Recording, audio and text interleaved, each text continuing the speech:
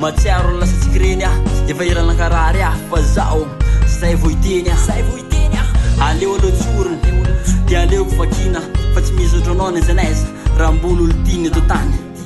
tonga lavatra tsy misy fahafitiavana mibetsaka inokely aloha fa za tsy mampiresaka anao ataoko daolo zay mety aminao raha samy mataloha efa nio fa amizao tsy vazivazy na hoe lol fa aleo mba hitondra impôla za miandry impôla fa raiso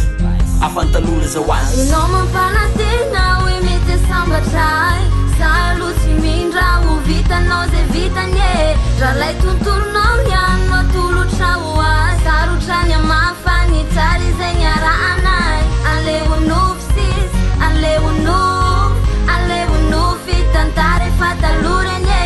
aleonofo sis aleonofo tsara tsodrano amin'ny lalana izorane reny anao nampizaly sy nihevitra izay amin'ny faly nataoko zay tianao ranomasoko nijoy saka anao ve marary saka anao ve manino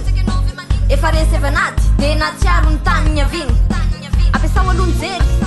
mitsakara tena boto fa nifokoka efa lasany tsy milanao ay relax aloha bebe dia azuzery todika ny talofa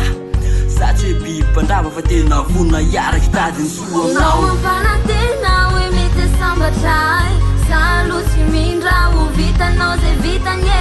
raha lay tontolonao niano atolotrao azy sarotrany amafany tsary zay niarahanay aleonofo sis aleonofo fitantara efa taloranye aleonofo sis aleonofo tsara tsodrano amin'ny lalana izorane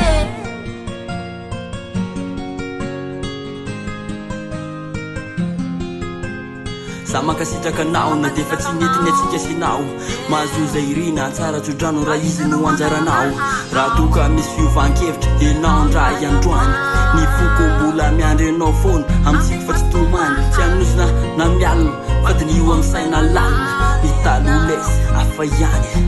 okay inao mampanatena hoe mety sambatray salo tsy mindra ho vitanao zay vitanye